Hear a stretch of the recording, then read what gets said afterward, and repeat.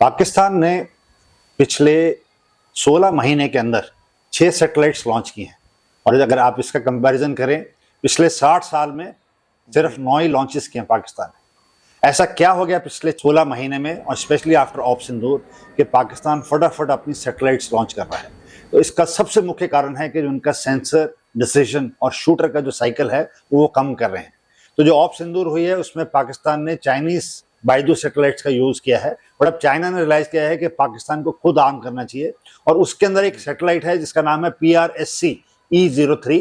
ये अप्रैल में इस साल में लॉन्च की थी पाकिस्तान ने और ये सन सिक्वेंस को हटा के इसको 38 डिग्रीज पे इंक्लाइन किया है और ये 20 to 40 डिग्रीज नॉर्थ पे सैटेलाइट मूव कर रही है। ये पाकिस्तान, नॉर्थ इंडिया और कश्मीर के रीजन को कवर कर रही है और ये मेरी समझ से कुछ 5 सबक जो पाकिस्तान ने सीखे हैं ऑपरेशन सिंदूर के बाद उसमें सबसे ऊपर है।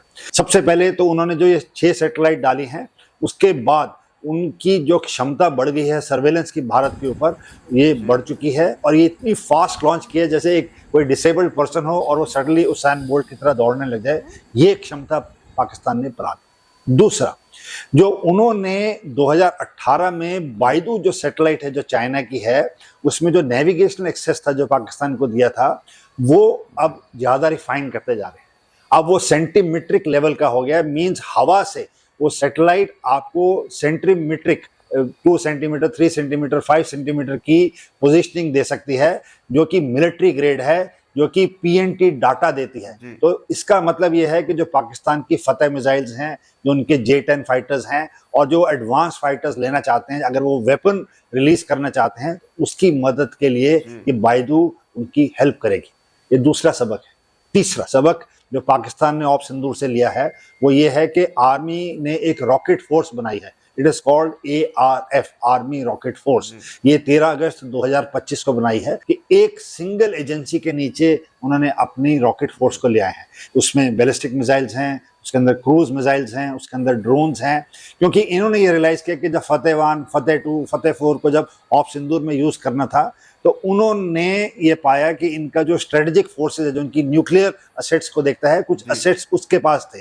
तो ये जो परमिशन लेने का सिस्टम था to use which weapon against which target and वो किसके नीचे आती है, इन्होंने रियलाइज किया कि ये बहुत टाइम ले रहा है। तो उन्होंने अपने कंट्री की सारी मिसाइल्स पूरी रॉकेट फोर्स के नीचे डाल दी हैं और इन्होंने ये रियलाइज किया कि जो ब्रह्मोस को काउंटर करने का हमारे पास साधन है वो इनकी बाबर मिसाइल के थ्रू किया जाएगा एंड ये एक बहुत ही इंपॉर्टेंट स्टेप है। नेक्स्ट चीज जो इन्होंने की है पाकिस्तान ने ऑपरेशन सिंदूर के बाद, उन्होंने अपना कॉन्स्टिट्यूशन ही अमेंड कर दिया। तो जो 27th अमेंडमेंट है उनके कॉन्स्टिट्यूशन की, जो उन्होंने नवंबर 2025 में बनाया था, उसके तहत उन्होंने जो chairman joint chiefs of staff committee के हेड थे वो पोस्ट ही खाली कर दिया। तो उन्होंने एक नई पोस्ट क्रिएट की है जिसका नाम रखा है chief of defence forces, CDF, और उस पोस्ट पे फील्ड मार्शल आसिम मुनीर को उन्होंने बिठाया है जो कि पाकिस्तान के आर्मी चीफ है। तो उन्होंने क्या किया है, जो डिसीजन साइकिल है उसको छोटा कर दिया है। तो आर्मी, नेवी, एयरफोर्स और जितनी पैरामिलिट्री फोर्सेस हैं उनका जो डिसीजन मेकिंग है, जो पहले चेयरमैन ज्वाइंट चीफ ऑफ को जाता था, अब वो चंद मिनटों के अंदर CDF उस पर डिसीजन देंगे। तो ये जो टाइम साइकिल है डिसीजन लेने का in case of any hostilities, वो उन्होंने बहुत हद तक कम कर दिया है। और ऐसा ही नहीं है, उनकी जो फतेह 4 मिसाइल है पाकिस्तान की, वो उन्होंने कुछ ट्रायल्स किए हैं। ट्रायल उन्होंने सिमुलेट किया है भारत के S-400 को लेके अंडर ARF, मींस जो उनकी आर्मी रॉकेट फोर्स है उसके अंदर उन्होंने सिमुलेशंस किए अभी पाकिस्तान ने विद CDF गिविंग डिसीजंस और ये फतेह 4 को उन्होंने किया। नेक्स्ट, जो J-35 फाइटर्स हैं, जो 5th जनरेशन फाइटर्स हैं चाइनीज, ये जो कि जिसका स्टेल्थ है, जो नेटवर्क है, AW, जो लॉन्ग रेंज मिसाइल्स कैरी कर सकते हैं, PL-15, PL-17 जो चाइना इनको दे रहा है, ये एक बहुत खतरनाक कॉम्बिनेशन होने वाला है। क्योंकि पाकिस्तान और चाइना हर साल, जैसा मैंने पिछले वीडियोस में भी बताया था, एयर एक्सरसाइजेस करते हैं आपस में, शाहीन। एंड इस बारी की जो शाहीन एक्सरसाइज है उसमें पाकिस्तानी पायलट्स खुद J-35 फ्लाई कर रहे हैं, जो कि इंटीग्रेट कर रहे हैं चाइनीज बाइडू सिस्टम के साथ। एंड ये जो कंप्लीट आर्किटेक्चर है वो अब चाइनीज होता जा रहा है। आपको जान के ये और शौक लगेगा कि 81% जो पाकिस्तानी आर्म फोर्स के इंपोर्ट है, 81% अब वो चाइना से आ रहे हैं। उसके अंदर चाइनीज वेपन्स 5G कम्युनिकेशन के साथ इंटीग्रेट हो रहे हैं, और ये जो J-35 ले रहे हैं ये भी एक पूरा नेट सेंट्रिक वॉरफेयर क्रिएट कर रहे हैं, जिसमें सेंसर, डिसीजन मेकर और शूटर एक ही चीज से काम करेंगे।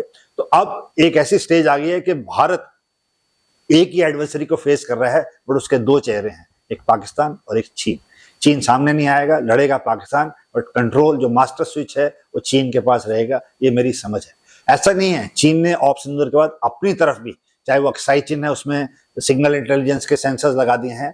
और जैसे ही ऑपरेशन सिंदूर खत्म हुआ, अगर आपको ध्यान हो, 4 दिन ही हुए थे शायद ऑपरेशन सिंदूर खत्म होके, तो चाइना ने जो 27 जगहों के नाम है अरुणाचल पे, उन पे चाइनीज नाम दे दिया और बोला ये हमारा एरिया है।